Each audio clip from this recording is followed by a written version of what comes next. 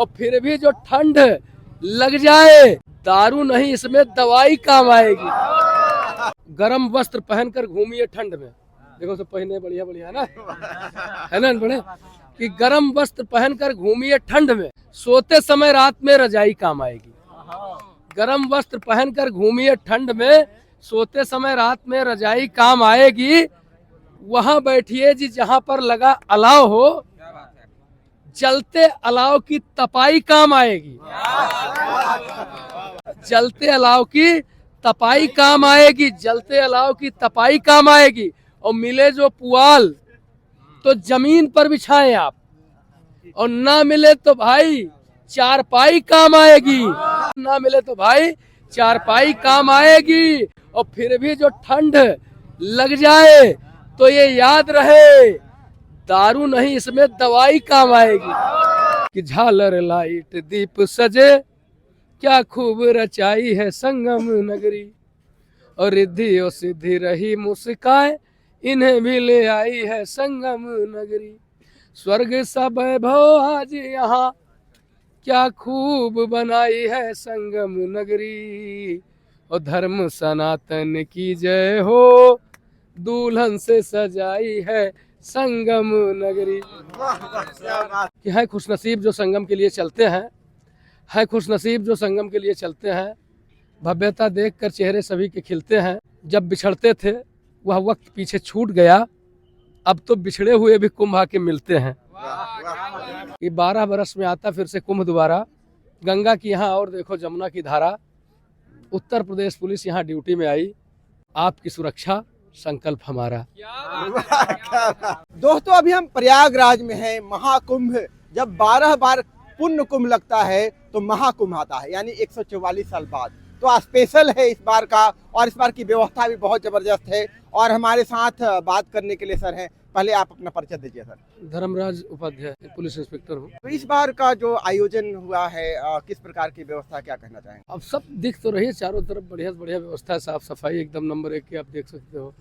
जहाँ तक निगाह जाती है, जहाँ आप प्रकाश देख सकते हो। यात्रियों के लिए हर तरीके से रास्ते बनाए गए हैं। किनारे देखो एकदम बोरियां वगैरह लगाई गई, सारा चीज़ सब कुछ जो है जो तीर्थयात्री हैं उनके अनुकूलन के लिए बहुत ही बेहतर है। और जितना मैं समझ पा रहा हूँ उस हिसाब से बहुत ही अच्छी व्यवस्था है। तो ड्यूटी कब से आप कर रहे हैं?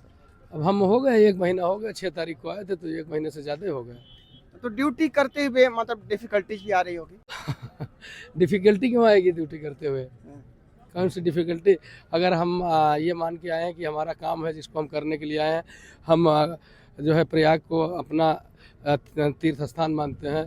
जो कुंभ है वो हमारी आस्था का प्रतीक है, और जो लोग आने वाले लोग हैं वो हमारे भाई बहन हैं, हमारे परिवार के लोग हैं।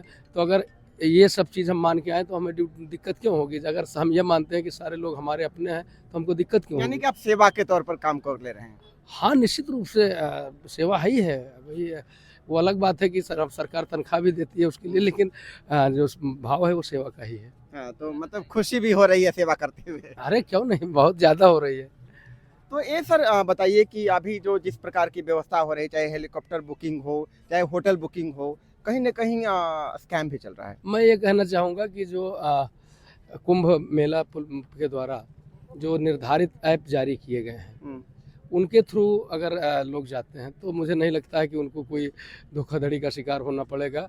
अब आप अविश्वसनीय कोई है, कोई फेक है, और आप उस पर विश्वास कर लेते हैं तो समस्या आएंगी। और अगर आप जो अधिकृत ऐप है कुंभ मेला का, उस पर उसके जरिए स्कैन कर। कौन सा ऐप है बता दीजिए? कुंभ मेला। ये एक चीज़ और सर के बारे में है, धर्मराज सर है, और ये सोशल मीडिया पर भी काफ़ी ज़्यादा फेमस है। इंस्टाग्राम की बात हो या फेसबुक पर, तो कहाँ से सर आइडिया आया कि एक मतलब गवर्नमेंट में जॉब करते हुए, वो भी पुलिस विभाग में, सोशल मीडिया पर भी छा जाया जाए? अब कोई छाना तो हर आदमी चाहता है, अब सबको थोड़े संभव हो पाता है। अब ये अलग बात है, लोग प्यार करने लगे तो हमको भी अच्छा लगने लगा, और अपना काम करते हुए मतलब हम। तो एक कुंभ पर शायरी सर लोगों की डिमांड है। एक कुंभ के बारे में कहा जाता है कि लोग बिछड़ जाते हैं, इस तरह का काफ़ी समय से कि मैं बिछड़ गए कुंभ में। और ये भी कहा जाता था मिले, तो 4 लाइन कहना चाहूँगा कि है खुशनसीब जो संगम के लिए चलते हैं, है खुशनसीब जो संगम के लिए चलते हैं। भव्यता देखकर चेहरे सभी के खिलते हैं। जब बिछड़ते थे वह वक्त पीछे छूट गया, अब तो बिछड़े हुए भी कुंभ आके मिलते हैं। और कुछ जो आपका पसंदीदा हो, फेवरेट जो शायरी हो? पसंदीदा बहुत कुछ है, लेकिन कुंभ पर ही सुनाऊंगा कि जो है 12 बरस में आता फिर से कुंभ दोबारा।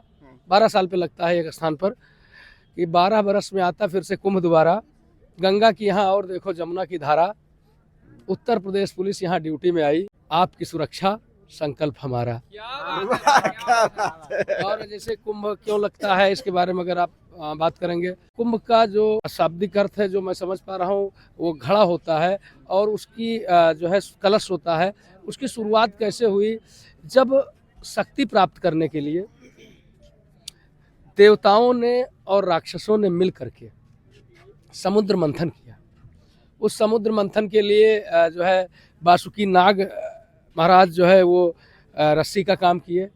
मंदराचल पर्वत जो था, जो मंदराचल पर्वत है, उसकी मथानी बनाई गई। भगवान विष्णु जी ने कूर्म अवतार लिया, कच्छप अवतार लिया और उसको मथानी को अपने ऊपर धारण किया और समुद्र मंथन शुरू हुआ। और जैसा कि आप जानते हैं, सबसे पहले विष निकला जिसको भगवान भोलेनाथ ने ग्रहण किया, और इसके बाद एक के बाद एक एरावत और ये घोड़ा, शायद उच्चेश्रवा जो कल्प वृक्ष है, ये निकला। लास्ट में सबसे बाद में जो है अमृत जब निकला, और उसके लिए जो है देवताओं में राक्षसों में छीना छपटी मचने लगी। तो जो पाए वो लेकर के घड़ा भागने लगा, तो 4 स्थानों पर वो अमृत की बूंदें छिलकी। वो नासिक, हरिद्वार, उज्जैन और अपना प्रयाग संगम पर। उन स्थानों पर जो है 12 वर्ष में कुंभ मेला लगता है। इस तरह से इस कुंभ मेला जो है चलन में आया। ऐसा कहा जाता है सम्राट हर्षवर्धन यहाँ आते थे और अपना सर्वस्व दान करके यहाँ से जाते थे। तो हमारी आस्था से जुड़ा हुआ कुंभ है। हमको बहुत अच्छा लग रहा है ड्यूटी करते हुए, आप लोगों से बात करते हुए, जनता की सेवा करते इस हुए। बार तो सर विश्व रिकॉर्ड बनने वाला है, बहुत सारे लोग आने वाले हैं। अब वो लगातार बनते जाएगा। जब व्यवस्था, एक तो सारी चीज़ें हैं, जब बहुत सारी चीज़ें जुड़ जाती हैं तो कोई ना मतलब महान कार्य होते हैं। आस्था, सबसे पहले आस्था और इसके बाद व्यवस्था, दोनों जब एक साथ बढ़िया हो जाती हैं। आस्था हमेशा से रही है और व्यवस्था भी बहुत ज़बरदस्त है, तो लोग आएंगे ही। इतने बड़े संख्या में लोगों को सिर्फ व्यवस्था से नहीं बुलाया जा सकता है, इसके लिए आस्था बहुत ज़रूरी है। और जो व्यवस्था हो गई वो और दिव्यता भव्यता सब कुछ, कि झालर लाइट दीप सजे, क्या खूब रचाई है संगम नगरी, और रिद्धि और सिद्धि रही मुस्काए, इन्हें भी ले आई है संगम नगरी।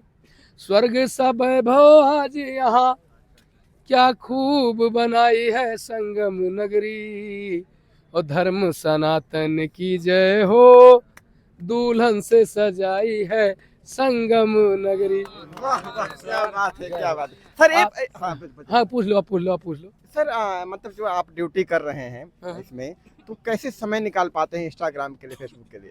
अब ये तो बड़ा अच्छा आपने सवाल किया कि कैसे समय निकाल पाते हैं। मैं ये कहता हूँ कि जैसे कोई भी व्यक्ति क्या लगातार 24 घंटे 36 साल तक ड्यूटी कर सकता है? उसको खाने के लिए भी समय चाहिए, उसको पानी पीने के लिए भी समय चाहिए, मिलता है ना। एक वीडियो 15 सेकंड का, 20 सेकंड का, 30 सेकंड का, कितने सेकंड का, 30 सेकंड का, 40 सेकंड का, अपलोड करने में 1 मिनट। अगर हम 5 वीडियो भी बना दिए दिन भर में तो हमारा कितना गया, 10 मिनट।